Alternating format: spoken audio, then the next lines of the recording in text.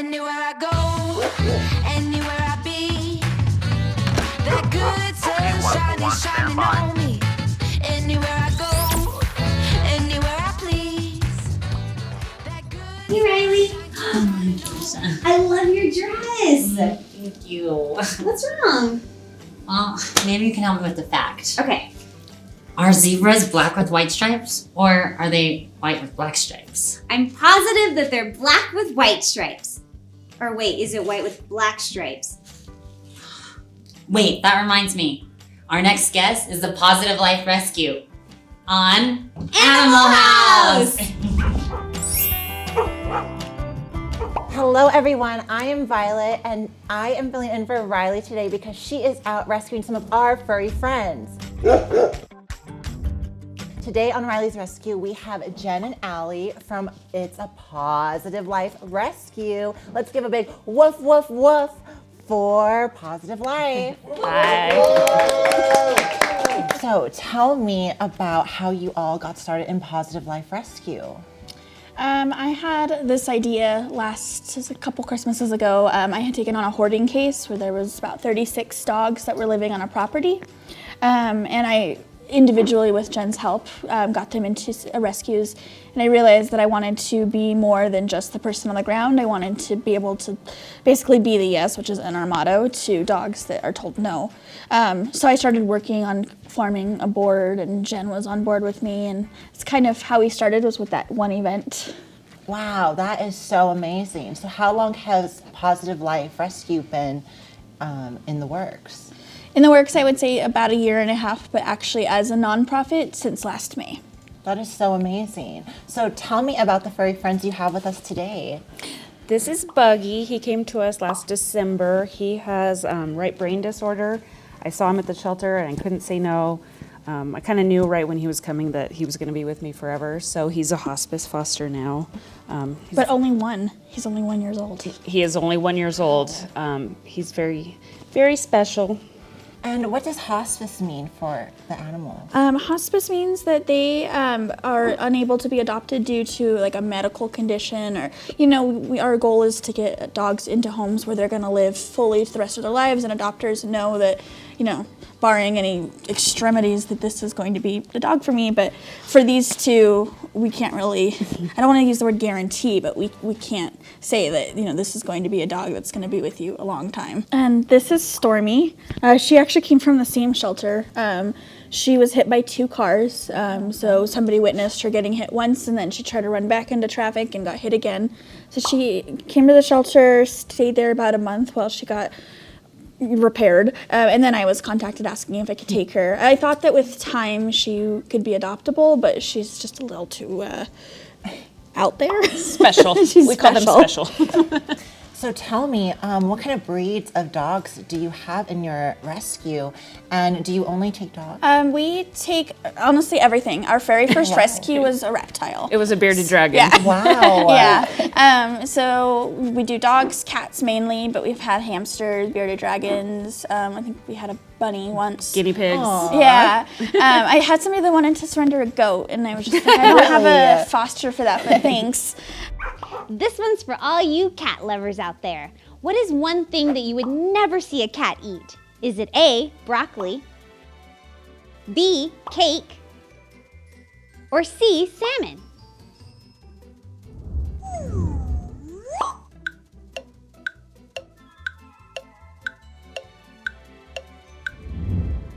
It's B, cake. Cats can't eat cake because they can't taste anything sweet, but I can. Yum. So within the last year, how has the Pawsitive Life Rescue evolved during COVID and everything? How has it been navigating the whole adoption process and bringing animals in? It's been actually great. Now not so much, but during COVID, in our first year of conception, we did over 450 adoptions. Wow. Yeah, so we, and they were all, our return rate is like less than 1%. So we're finding lasting homes for them. And now it seems to have stalled a little bit, I think, because one, you can go to the shelter and get a dog that's no charge. And then also people are going back to work, and we're seeing a big uptick in surrender requests and dogs that are on the streets and need to be brought in. The shelters are packed again. People are returning at a high rate, and so we're completely overwhelmed at this point. Wow, so with the reopening, there's been a flood of more. People all got them, they were home, and now they're just dropping them at the shelters like it. It was I think fun while it lasted. 800 dogs currently at a shelter, and I get contacted all day asking if I can pull puppies. Just a couple days ago, we took 8 9-day-old bottle baby puppies. Today I am here with 2 amazing people who wrote Zinger in the Woods. Let's give a big woof woof meow to Mark and Ty.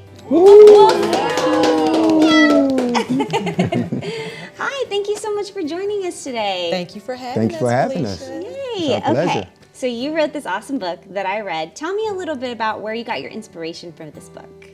Well, we actually fostered 3 puppies. So we already have a dog named Ginger, and that's kind of where you get the name from, Zen and Ginger, because we kept one of the puppies. But it was 3 puppies. Taisha actually told me she was going to foster 1, and then we ended up bringing home 3 of them, and they were malnutrition, and it was just a huge experience. A lot of learning, and then 2 of them got adopted, and then Ginger and Zen just clicked so well, started playing, and then Taisha was like, we're gonna write a story about that, the adventures of Ginger and Zen, and it just evolved into Zinger in the Woods. I love that. So Zinger is Zen and Ginger together. Yeah. So what would you say to people who are looking to either adopt or buy an animal? What would you say to them? I would say adopt. Adopt, Yes, okay. I would say rescue your baby because there's so many in the shelter. It breaks my heart because there are animals that have been in the animal shelter 5+ years, and I'm thinking to myself, how? Some of it is because of the breed, some of it is maybe behavior, but they come in with behavior issues because that comes with it, so you just have to be patient. I would say don't hesitate. Just do it. Have patience, like I said before, because you're going to need it. When we got Zen, he was 8 weeks old, he was malnourished, and he had trust issues because he probably had been abused. So he's 3 years old now, and he's still apprehensive of certain things, But you have to have patience, you have to work with them continuously. But I will also say what's best for you, because like in the book, we kind of told the story how Zen and his sister and his brother, his sister got adopted first. She says, she has the most beautiful brown eyes. But in reality, though, that's true because a lot of cute puppies go first, you see. And they all were cute. Exactly. And he doesn't get adopted because he has medical issues. And a lot of sick dogs or with heart problems or whatever the thing they haven't cured will get pushed back, A lot of black dogs don't get adopted a lot. And we just found that because one of the dogs we fostered was actually black. Black Lab. Black Lab. And they wanted us to adopt him first because they thought, because statistically it's more difficult for him to get adopted. But he went before Zenny. So it's all what we see. We all have these perceptions. So somebody's gonna get left behind, and those are the dogs that you're trying to help right now. And so you wrote this together? Yes, we did. Yes, we did. How was that working together? Interesting. Very interesting. We learned a lot about each other as a couple, as well as about individually. We both think we know it all, so we had to learn to compromise. And I would say, we should say it this way, and Mark was like, no, we should say it that way. No, we should, go back and forth until we had to say, come to an agreement. This is the way we're going to say it. So, but it was fun though. It was a great experience. Mark was saying there is a bilingual version, so if you want to read it in Spanish, he has it right here. Yeah. You want to talk a little bit about Sure, that? I will. Since we are English speakers first, we have English first because we need to work on our Spanish also. And we just kind of made a duplicate page.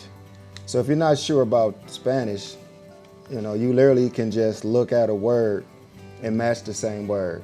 Mission, mission. So you literally can just use it for vocabulary. Right. You know, you can just learn a lot of Spanish words, and then of course, once you learn the vocabulary and start meeting actual Spanish-speaking people, you will get a better feel. Yeah. But this could be like so anybody can just go word for word. I love that. So not only are you reading a good story, you also can learn Spanish while you're reading, and that's really awesome. Yep. Yeah, I love this book. I mean, it's all about dogs. It's all about dogs and their best friend that they're with, the person that raises the dog, and it's such a heartfelt story. And it gets sad, I'll warn you, but it has a fantastic happy ending. So how can someone go about rescuing a dog from It's a Positive Life? So we showcase all of our dogs on our website or our social media, and if you see a dog that you like, we have an application process, and then we require a home visit, meet and greet with any other dogs. We want to make sure it's a good fit. For example, we have a dog named Asher right now in our rescue. He's a cockatoo, and very highly adoptable. I've gotten about 50 applications on him, but none of them have been good fits because he has to have another dog. He can't have kids, so it's important to us to find the right adopters, not just the first adopters. Right, so there's a whole screening process to the Yes. adoption process. That is so amazing. So how long does the animal stay within your care usually? We try to, once they have their at least 2 vaccines and they're at least scheduled to be fixed, we try to get them adopted. I would say with our normal like puppies and kittens, about 40 days, but others can be with us 6 months. We do have a dog that's been with us for 6 months right now. Well, that is such important work you guys are doing. So it is on a volunteer basis. Yes. Yeah, we have about 90 volunteers right now. Wow, that is so amazing. Yeah, they open their homes to be foster parents or volunteers. There's always a capacity you could work in transporting or helping with events, or fostering's our biggest need, but I need things in other places too. Right. So if someone wanted to volunteer for It's a Positive Life, how would they go about doing that? We have an email address that it's attached to our Facebook page and our website. You can contact us to let us know. People aren't really shy about wanting to volunteer. Buggy. Welcome to the world of pets. Hi, my name is Mark J. Richmond. This is my friend Ace the Umbrella Cockatoo. For the past 15 years, I have worked in Orlando, Florida, performing with animals at various places like SeaWorld and Gatorland. And I have developed an absolute love for parrots, even though I actually used to wrestle alligators. For a long time, I ran a parrot rescue where I would take in abused birds and find new homes for them when they could be found. In the case of Ace and a couple other birds I have, they're a little too far gone to find homes, so I've decided to keep them myself, and I have grown very attached to him. Ace came from an abusive household, and the household that Ace came from, it was a drug household, so they used to get Ace stoned. And that is not a good thing for a bird. It can actually affect their psychology, and in Ace's case, it has. I have spent the better part of 10 years getting Ace back to a level of equilibrium. And the way I did that is I take Ace to children's shows, to conventions, and I expose him to as many people as possible. He's been to baseball games. He's been a pirate. This is a very resourceful bird now, and the more I expose him to, I've discovered that he kind of enjoys being around people again, and that's what I wanted, because cockatoos are absolutely one of the most social species of parrots you can have. Cockatoos come from Indonesia, Australia, and the Philippines. Umbrella or white cockatoos like Ace typically come from Indonesia. There's 43 or 44 different species of cockatoo, so they're spread out pretty well. Ace does a few tricks. He's not a speaker because cockatoos don't vocalize human words very well. Although when I got him, it was right after the craze of everyone going, "What's up?"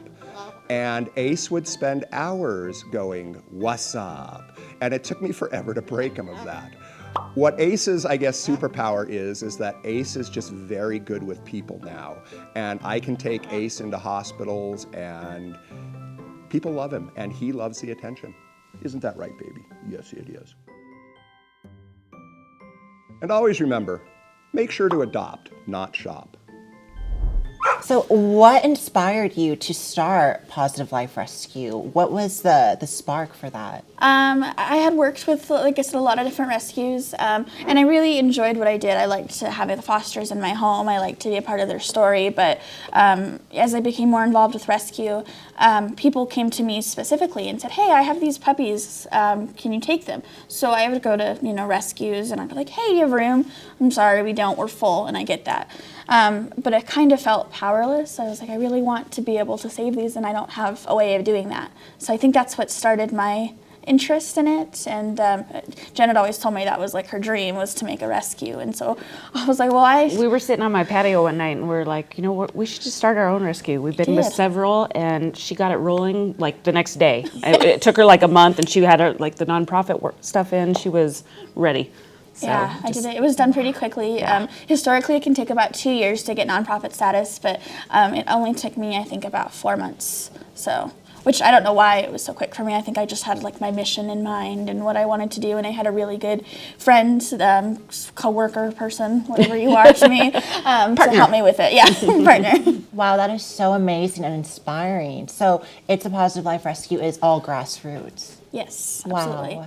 We do have members that have been with rescues for years, and they bring a certain spunk to it, but it is all just from us. Wow, and it's local, right? Yes, we can service all of New Mexico, but it's harder to do that if they're not in Albuquerque or, the greater, I want to call it Four Corners, even though it's not, like Rio Rancho, Santa Fe, Las Lunas. we pull from all the rural shelters around here. They're all completely packed, and so there's a great need around New Mexico. Hello, my name is Sandra. Hi, my name is Gabriela. And this is our turtle, Snappy. He's more of a desert turtle and loves dirt and water. Box turtles can live up to 20 years. We've had him for about 6 years, but he's probably about like 8 years old, I believe. My auntie gave it to us. She found it in her garden. When I first got Snappy, he was like the size of my hand or smaller. 2 or 3 times smaller than his actual size right now. He's still pretty small. I named him Snappy because one time he tried to bite my hair. And he got a hold of it, and so he was just swinging around. Yeah, he's tried to bite us. But he does scratch. He scratches. Snappy eats strawberries. Shrimp, but dry shrimp. Lettuce. He loves fruits, mostly. I do like to chase him around in the yard because he loves to run. What does the fostering process look like, and how long does a foster animal typically stay within a foster home? It depends on the animal that we bring in. If it's a puppy and we get them at 5 weeks old, we're not going to adopt them out until they're about 11 weeks. Parvo is on the rise, so we're keeping animals with us longer, so that way we can make sure that they don't get parvo when they go into their new homes. So it can look anywhere from 3 weeks, probably at a minimum, to 8 weeks. Sometimes even longer. We do have one that's been with us for quite a bit, but we provide all of the medical needs that they need, all the supplies. We do weekly vaccine clinics that accommodate their schedule. So we really try to support our fosters. We even do these like check-in weekly where we call every foster and make sure that they're okay. So I never want to overwhelm them. I ask a lot of them, and they give it to me in return, but I want to make sure I'm there for them. What is parvo, and how can we prevent it? And if an animal does get parvo, how can we treat them? Parvo is it's an extremely contagious disease that it usually affects puppies that aren't vaccinated, but it can and is affecting adults. We've actually saw a puppy that was fully vaccinated get it. What it is it affects their gastrointestinal tract. It creates an infection that they're almost unable to fight off. It's no longer a death sentence, but they have to get care within 24 hours or the fatality rate is 95%. So care for it, they have to be hospitalized. They need fluids and anti-nausea and just a bunch of antibiotics to get through it. To prevent from it, make sure your animals are vaccinated. We don't take fosters that don't vaccinate their animals. They have to be vaccinated for a year in order for us to take them as a foster. Puppies can't go outside on non-porous objects, so they can go on like concrete because it can be bleached. And we prefer them to stay inside because parvo is it's so rampant, and we've lost a couple puppies to it. 6, 7, 8, 9, 10. I knew it! Humans have 10 toes. But did you know that some cats have 18 toes? Crazy, right? 10 on their front paws and 8 on their back paws. So if someone finds an animal on the street without a collar, what should they do? Always contact a shelter. A lot of people think, oh, I don't want to take them to a shelter, they'll get put down. But that's not true. They have to follow a stray hold. We can't take them because we're not their owners. So, as a rescue, we have to take them when they're ready to, when they don't have an owner. So always contact a shelter, get them scanned for a microchip, post on Nextdoor, Paw Boost, all those places. Wow, that is so amazing. You guys take the most vulnerable animals into your rescue, which reminds me, could you bring us up to speed of what the difference between a shelter and a rescue is? So a shelter is usually open intake based on how full they are. So they can take any dog or cat, even the one on AWD will take like wraps of hamsters and reptiles, but we are not government funded, so we're not an open intake. We generally pull from shelters. So rescues, they come up with their own money through donors and adoption fees, and that's just kind of the difference. Alrighty, everybody, grab a blanket, get cozy, because author Ty is going to read a little bit from Zinger in the Woods. All right, this is chapter 2, Trapped. Ginger was on a mission. She chased plenty of animals that crawled through fences and climbed up trees, but this was her first big game chase. She was centimeters from catching the deer when he zigzagged out of her reach. Ginger sped up, but this time she got too close to the deer's back hooves. Thwack! Ginger went tumbling head over heels, down a hill, and into a deep hole. Ginger was trapped, with no way out. She was alone and afraid of the strange sounds she could hear all around her. The hoot of an owl, the hiss of a snake, and the flapping wings of a bat were too much for her imagination to handle. That was so incredible. Thank you so much. Well, thank you for having us. Thank you, Felicia. Of course. It was wonderful. And if you want to listen to more of Zinger in the Woods, you can go to Amazon and buy the physical copy, the audiobook, or in Spanish for just $8.88. All right, thank you so much. Adopt, don't shop. Stay pawtastic. Always. So if someone wants to foster or adopt a dog, what are some things they need in place at home in order to go about that process? Basically a safe yard. They don't have to be home all the time, but we do provide crates and everything and all the supplies. We'll give them anything that they need to make it successful. They just need the will to want to and the compassion. It's more of an intangible piece is what they need, the compassion and caring and, not throwing them in a kennel, helping them. They usually never come potty trained, which is a deal breaker for some people, but it's what it is. Patience and love, I would say. Yeah. And if fosters want to provide their own supplies, I will not fight with them. So we have a studio member here who also has a furry friend at home who is nearing the end of life, a much older dog. And if you have any tips or advice on how to take care of and prepare the passing of a beloved furry friend to a studio member and the audience, that would be greatly appreciated. So in January, I lost my 15-year-old Doxy. His name was Joey. He had seizures and he was really overweight, so I don't think that helped. His name was Fat Joey. But when I would look back at pictures, he was so alive and full of life. And then I looked at pictures when he was nearing his death, and I realized he was telling me, like, Mom, I'm not doing okay. You need to help me.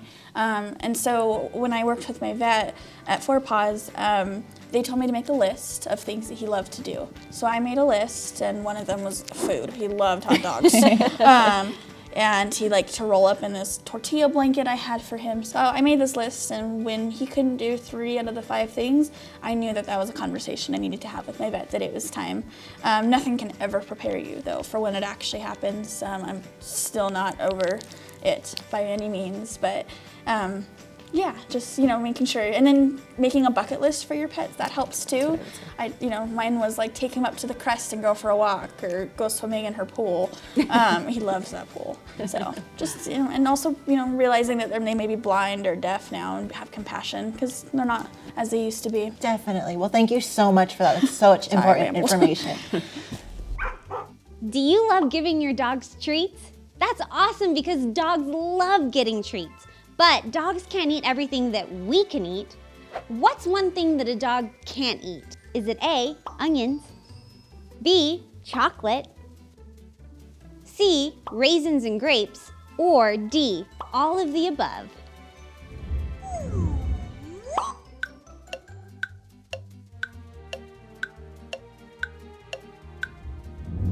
It's D, all of the above.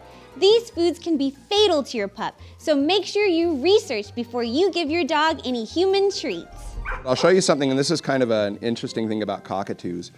You know how most people are right-handed? Most cockatoos are left-footed. Okay, see, you notice its left foot goes up, and he's more comfortable putting his left foot up for a step up. You wanna go onto my shoulder, Ace? You wanna? No, you don't wanna go on my shoulder. You just wanna hang out by my beard. Ace does love my beard.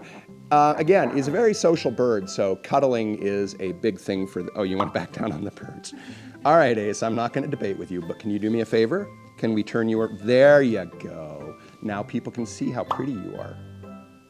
There you go. They'll eat everything from seeds and nuts in the wild all the way up to insects. They have to get their level of protein. They like leafy greens if there aren't seeds and nuts to find. While he's in captivity, however, seeds and nuts would be too much of a fatty diet for him because a cockatoo would spend most of its day foraging for food, and that burns off a lot of calories. In captivity, not quite so much. So I have him on a pellet diet along with fruit, vegetables, and a few seeds every now and then. He does like his peanuts. But I also will take a cardboard box or a few other things, and I will create foraging opportunities for him inside his cage where he has to get through the box to get to the food. Ace is not what they call a true parrot. Cockatoos are not true parrots. They differ from parrots a little in that they actually have a gallbladder. And he still has a gullet, and he still stores food in his gullet. Plus also he has this, get up there Ace, this beautiful crop. When he's flying, this will be up. Well, when he's dancing around, that basically means he's happy. The crop going up can mean anything from alarm to excitement, and excitement can take on many forms. Birds will use that when they're in their mating season. That's the way they show off to the females. And I know Ace is a male because cockatoos are one of the pretty much the only species of parrot that you can look at their eyes and differentiate sex. If a cockatoo is a female, they're going to be light brown or almost even red eyes, whereas if a cockatoo is a male, they're going to be dark brown or even black eyes. And Ace has very, very dark brown eyes. And so to our viewers, anyone in the public, what can they do in their part to help It's a Pawsitive Life Rescue grow and stay around?